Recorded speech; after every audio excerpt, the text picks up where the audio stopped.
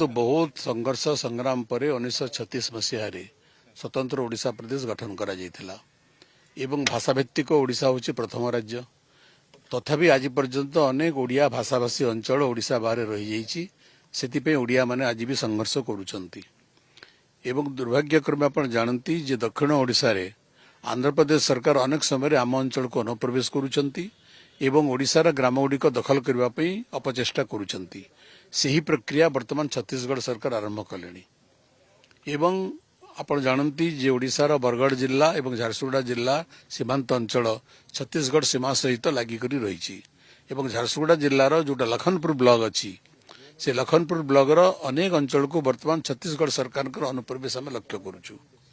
सेपरी गोटे रास्ता अच्छी कनकतोरारू रायगढ़ पर्यंत छत्तीसगढ़ एवं से रास्तार प्राय 3 किलोमीटर अधिक अंचल ओडिशार एवं से रास्ता तैयारी करबा पे 1990-91 मसीह आम ओडिशार लोक माने जमीदान करथिले।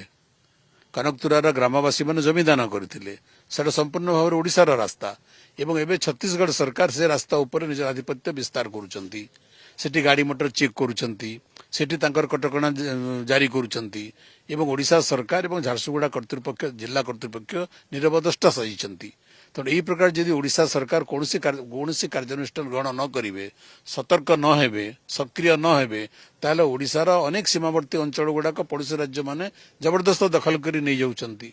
तो ओडिशा सरकार को आज विधानसभा अनुरोध करिछि जे ओडिशा सरकार का निद्रा भंग हो एवं ओडिशार सबु सीमांतवर्ती अंचल सुरक्षा पई ओडिशा सरकार तत्पर हुंतु।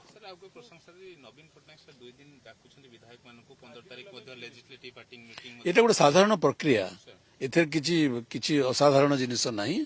एका गोटे साधारण प्रक्रिया मझे मझे आमर विधायक दलर बैठक हुए एवं जेहेतु राज्यसभा निर्वाचन होउची एवं आपण जानते जे राज्यसभा निर्वाचन जो प्रक्रिया ये गोटे जटिल प्रक्रिया से संपर्क में अनेक मान्यवर विधायक मान संपूर्ण भाव में अवगत करने ये प्रकार आम बैठक मान करूँ। एथेर किछि अस्वाभाविकता नहीं बा एथेर किछि नूतनत्व मध्य नहीं।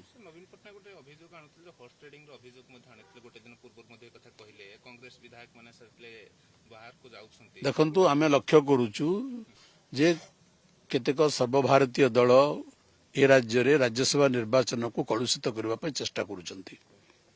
जो मानकर मेजोरिटी नहीं, जो माने स्पष्ट भाव में निर्वाचन रे हारिबे से माने मध्य प्रार्थी दौचंती एवं से प्रार्थी किपरि से माने जितेबे सेतिपे घोड़ा बेपार करिवे। तेणु एटा गोटे राजनीति रे अनैतिक कार्य। आमे बिजु जनता दल एपरि अनैतिक कार्य निजको केबे संपृक्त करे नाही बा आमे ए प्रकार अनप्रिंसिपल्ड पॉलिटिक्स रे आमे विश्वास करू ना।